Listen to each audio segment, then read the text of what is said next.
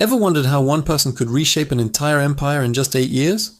Today we're diving into the story of one of history's most intense and decisive rulers, Selim I, the ninth Sultan of the Ottoman Empire, also known as Yavuz Sultan Selim, or Selim the Grim.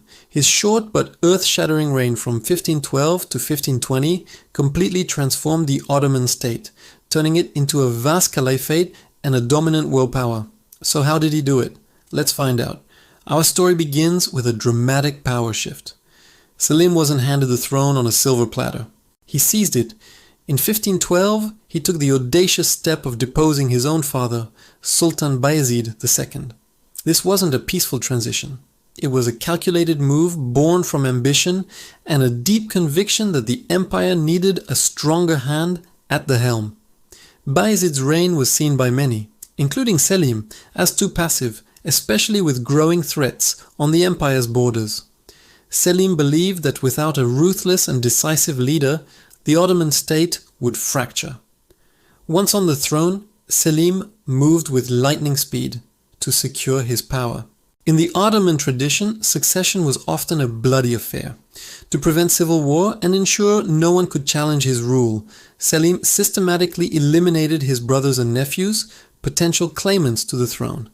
This is where his nickname, the Grim, really takes root. It was a brutal strategy, but in his mind, it was a necessary evil to create the unity and internal stability required for the monumental tasks he had planned. With his domestic rivals gone, Selim could turn his full, undivided attention to the external threats that loomed large. The first major storm on the horizon was brewing in the east. The rising Safavid Empire in Persia, under the charismatic Shah Ismail I, posed a significant threat. The Safavids were devout followers of Shia Islam, and their influence was spreading rapidly into eastern Anatolia, the heartland of the Ottoman Empire. This wasn't just a political rivalry.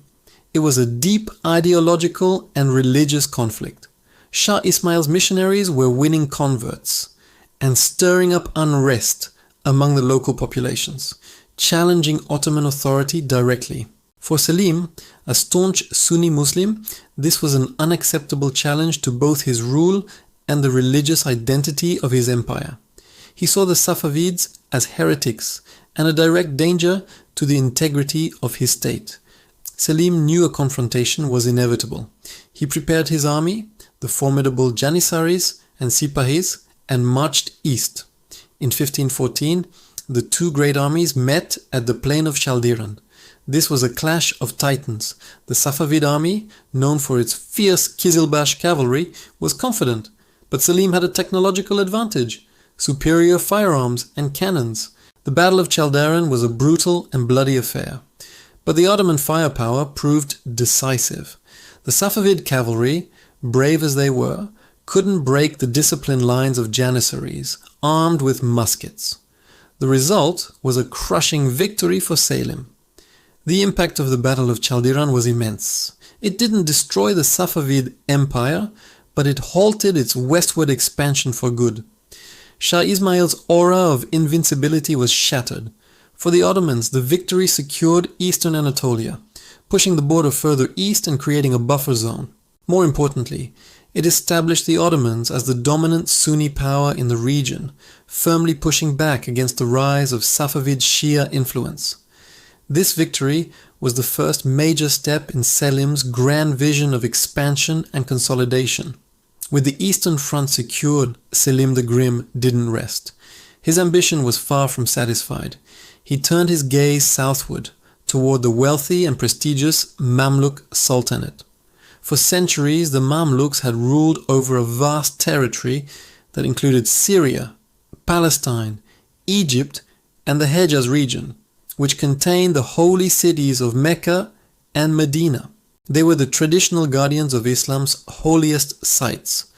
But Selim saw the Mamluks as a decadent and weakening power, an obstacle to his goal of unifying the Islamic world under Ottoman leadership. He also saw an opportunity to control the lucrative trade routes that passed through Egypt and the Red Sea. In 1516, Selim launched his campaign against the Mamluks. The speed and efficiency of his military machine was stunning. The first major confrontation occurred at the Battle of Marjdabik, just north of Aleppo in modern-day Syria. The Mamluk army, still relying on traditional cavalry tactics, was no match for the combined arms of the Ottoman forces, with their disciplined infantry, artillery, and cavalry. The aging Mamluk Sultan, Al-Ashraf Kansu al-Gawri, was killed in the battle, and his army was routed. The victory opened the gates of Syria, and city after city fell to the Ottomans with little resistance. But Selim wasn't finished. The heart of the Mamluk Sultanate was Egypt. The following year, in 1517, he marched his army across the Sinai Desert, a feat many considered nearly impossible, and confronted the new Mamluk Sultan, Tuman Bey II, at the Battle of Ridania, right outside Cairo. Once again, Ottoman tactics and technology triumphed. The Mamluks had prepared defensive trenches and cannons, but Selim outmaneuvered them and his janissaries stormed their positions. Cairo fell, and the Mamluk Sultanate, a power that had dominated the Middle East for over 250 years, was completely destroyed. The conquest of Egypt was a world-changing event. It didn't just add vast, wealthy territories to the Ottoman Empire. It fundamentally transformed the nature of the state. With control over Mecca and Medina, Selim was now the protector of Islam's two holiest cities. According to tradition, the last Abbasid caliph in Cairo formally transferred the title of caliph to Selim. This meant Selim was now not just a sultan, a political and military ruler, but the caliph, the supreme religious and political leader of the entire Sunni Islamic world. The Ottoman Sultanate had become the Ottoman Caliphate. This elevated the prestige and authority of the empire to an unprecedented level, making it the undeniable leader of the Muslim world. Despite his fearsome reputation, Selim the Grim was more than just a conqueror. He was also a highly effective administrator and a ruler with a keen intellect. He understood that conquering territory was one thing, but governing it effectively was another. After his whirlwind campaigns, he worked to integrate the new provinces of Syria and Egypt into the empire. He was a patron of arts and scholarship, surrounding himself with poets, historians, and theologians.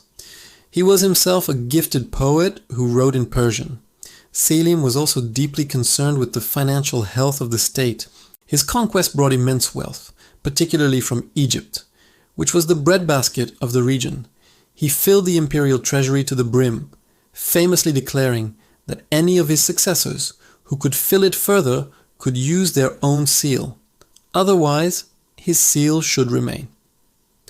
For the rest of Ottoman history, the treasury was sealed with Selim's seal, a testament to his fiscal success. He also strengthened the military, especially the navy, laying the groundwork for future Ottoman dominance in the Mediterranean. But Selim's time at the pinnacle of power was destined to be short. In 1520, while preparing for another major campaign, rumored to be against Rhodes, or perhaps even further into Europe, he fell ill. He was only 49 years old. The cause of his death is often cited as a skin infection or plague, but the grim and relentless Sultan, who had reshaped the world in less than a decade, was gone. He left behind an empire that was more than doubled in size, immensely wealthy, and holding the most prestigious title in Islam. He was succeeded by his only son, a young man who would become known to the world as Suleiman the Magnificent. Selim had laid the perfect foundation for his son. He had eliminated all internal rivals, secured the empire's most dangerous borders, and filled its treasury.